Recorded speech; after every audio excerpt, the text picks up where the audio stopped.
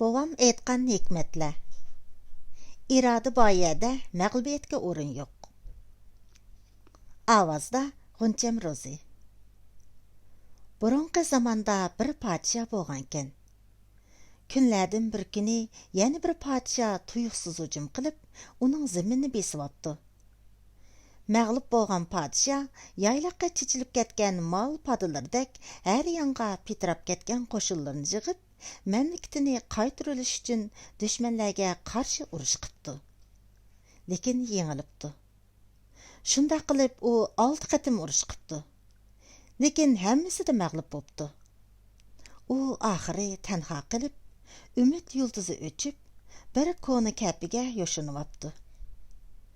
U ostiga paxaldan o'rin raslab, hasrat va alam dengiziga cho'kib yotganida, ko'zi bir o'mchikning to'r to'qiyotganligiga tushib qopdi-da, ich pushig'ini chiqarish va o'mchikning qanday qildiganligini ko'rib beqish maqsadida uning putayildab qolgan to'rini chuvib tashlabdi. O'mchik o'z beshiga kelgan vayronchilikqa pisandmi qilmasdan to'rini yangi boshdan to'qishga kirishibdi. Padişah uning to'rini yana buzib etibdi. O'mchik hech nima bo'lmagandek qaytadan to'qib beribdi.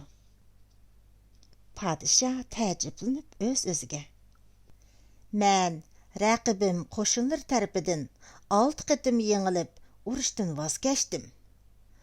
Navada o'mchikning to'rini 6 qatim buzib etsam, u o'zining to'r to'qish niyatidan qaytib, to'r to'qishni to'xtatib qo'yarmi?" debdi-da, o'mchikning to'rini 6 qatim buzib etibdi. Lekin o'mchik bu baloy ofatga qilcha pisand qilmasdan 7-chi qatim to'r to'qishga boshlab, oxiri to'rni bitiribdi. O'mchik o'z muvaffaqiyatini tabriklagandek, to'rning o'ttirsiga berib, to'rga bag'rini yiqib turibdi. Bu xil ko'rinish podshohga butun o'mchik to'ri bir davlat. Uning o'ttirsi shu davlatning poytaxti. O'mchik shu davlatning podshohidek bilinib ketibdi.